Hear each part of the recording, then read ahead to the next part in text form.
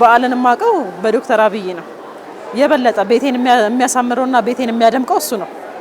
በጎደለው ነገር የሚሞላልኝ እኔ በጣም እጅግ በጣም ደስ የሚለኝ ሁሌ በሱ ነው እና በጣም ዛሬ ደግሞ በጣም ለየት ብሎ ደስ ብሎኛል። በዓል አሪፍ ነው። እኔ በጣም ደስ ያለኝ እና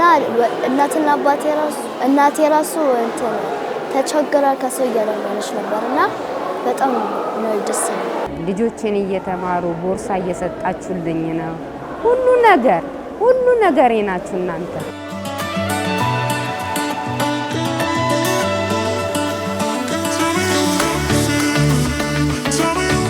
በጣም በደካማ ጎን ነው ልጅ ያሳደግኩ። 3 ልጅ ሳሳድግ እኔ እንዳሁኑ የተሰማኝ ነገር የለም በህይወቴ። እንዳሁንም እኔ እንደዚህ የሚጠብቀኝ የሚያስታውሰኝ ሰው አላገኘሁም። በጣም ደስተኛ ነኝ።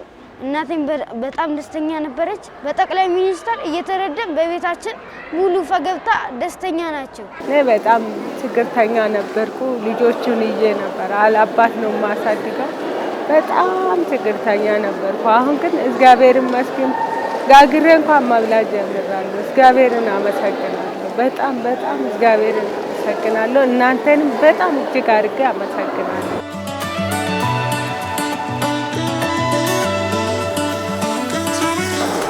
እኔ አብይ አህመድን በጣም ነው የማመሰግነው እና ልዩ ምስጋና ነው። እኔ በጣም አመሰግናለሁ። በጣም ሁሉ የጠቅላይ ሚኒስትር ቢሮ አመሰግናለሁ። ብርም እየተላከልን ነው በየወሩ። እሱንም በጣም ደግፎናል። ከሚበልጥ የበለጠ ጫማ ቢያልቅባቸው የሆነ ነገር ቢያንሳቸው ዳቦ ግዢልኝ ሁሉ በቃ ጤፉም እንዳለ ነው።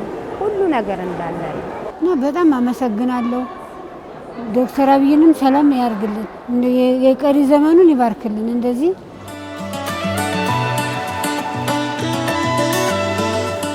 ዶክተር አብይ ተምሳሌት መሆን ይችላል። እሱን የሚመለከቱ ብዙዎች ናቸውና ያላቸው ሰዎች ብዙዎች አሉ።